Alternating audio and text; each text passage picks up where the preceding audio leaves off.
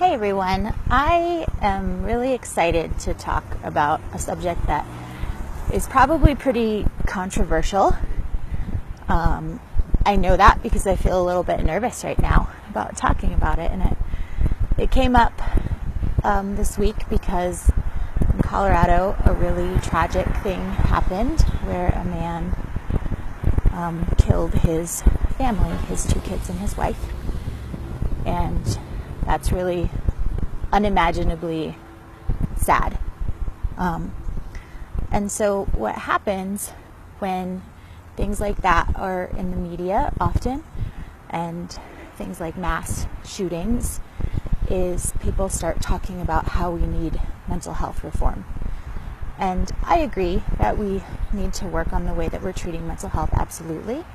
However, it's really confusing that it comes up when there's violence in the media, because what that means is that we as a culture and as society are connecting violence to mental illness. And the truth is, and the facts are, that that is not a causation that we know of. There is no evidence that supports mental illness causing people to act violently at all. If you find some, please comment and post it and let me know, because I have talked to many people and done hours and hours and hours of research and years of research and never ever found any of it. And none of the organizations that I work with or track and follow have any information to show that. So the kinds of things that I have read about that potentially cause people to be violent could be psychotropic drugs, which is not an illness, right? It's something that people might take for an illness, but it's not the illness itself. And so sometimes that can feel confusing, that we think, well, if someone's taking medication, that means that they have an illness, which means that the illness is making them violent. Well, no, it could mean that the medication isn't something that's very healthy for them to have, or maybe it's not researched thoroughly enough to know what the side effects are. There is definitely research and information on that. It could be that someone was exposed to some sort of violence or abuse and learned that that was the appropriate behavior to have in whatever situations that they're in, because as humans we learn by observation. It could be that a lot of our culture teaches men specifically to be violent, that the only feelings that are appropriate for men to have are happiness or anger, and when they feel angry, the appropriate response is to be violent, is to fight, is to lash out. So those are some possible reasons why someone would be violent. But again, there's absolutely nothing that links having a mental illness to being violent.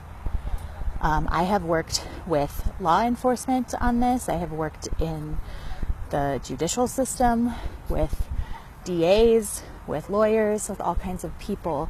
And we've had in-depth conversations, and sometimes we started not agreeing on this topic, but we always came to the conclusion after talking and kind of hashing out all of these other alternative possibilities that the fact of the matter is we can't say that it has anything to do with mental illness.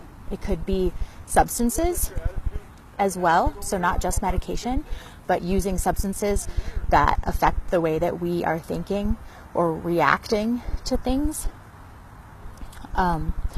So what happens, why does this matter?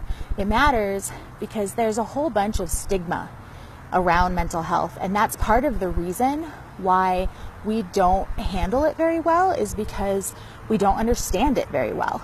So when we talk about people experiencing mental illness and being violent, it spreads this idea that we should fear it, that we should be afraid of people who might experience it, that if we see people in public, that we should avoid them. And then we don't want to talk about it more because we avoid the things that we're scared of.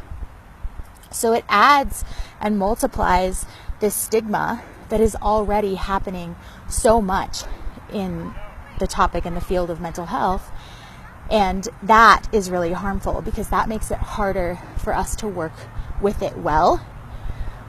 And that's the reason why I wanted to bring it up and talk about it today. And I'm totally open if you guys have questions or comments or want to discuss it further, because we're harming ourselves and each other and the way that we understand how to move forward with mental health, which is it affects at least 1 in 5 people, adults, in our nation.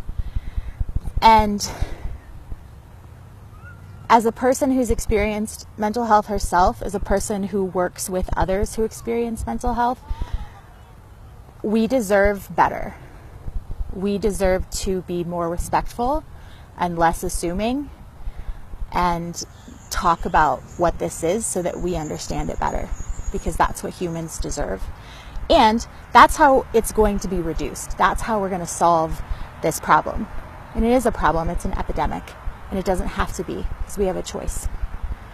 So my encouragement for you guys is that when you see those things in the media or you see people posting online saying that we need mental health reform when it's something violent like that, is to say, hey, I know that there's clearly something mistaken going on here. Clearly this person is confused and made a horrible mistake, and it's really sad and it's really tragic, and I don't want to take away from that piece of it. And there's no connection to mental health that we know of with violence. In fact, what's true statistically is that people with mental health illness are more likely to be victims of violence. So that's what I have for you today.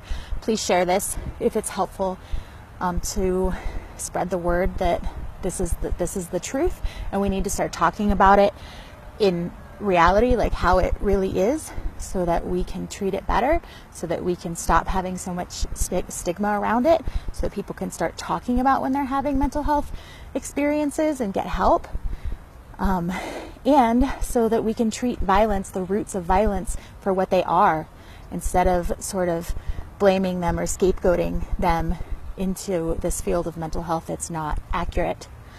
Happy Friday, and I'll talk to you guys soon.